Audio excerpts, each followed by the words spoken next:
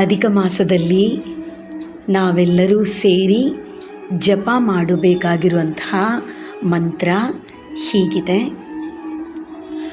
ಗೋವರ್ಧನಧರಂ ವಂದೇ ಗೋಪಾಲಂ ಗೋಪರೂಪಿಣಂ ಗೋಕುಲೋತ್ಸವಂ ಈಶಾನಾಂ ಗೋವಿಂದಂ ಗೋಪಿಕಾಪ್ರಿಯಂ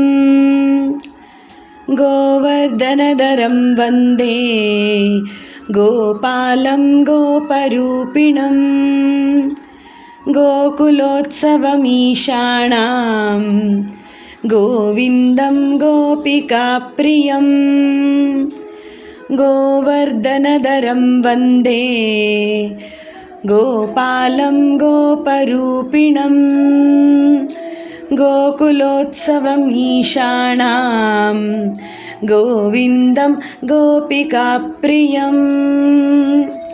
ಹೀಗೆ ಪ್ರತಿದಿನ 33 ಬಾರಿ ಜಪವನ್ನು ಮಾಡಬೇಕು, ಮಂತ್ರವನ್ನು.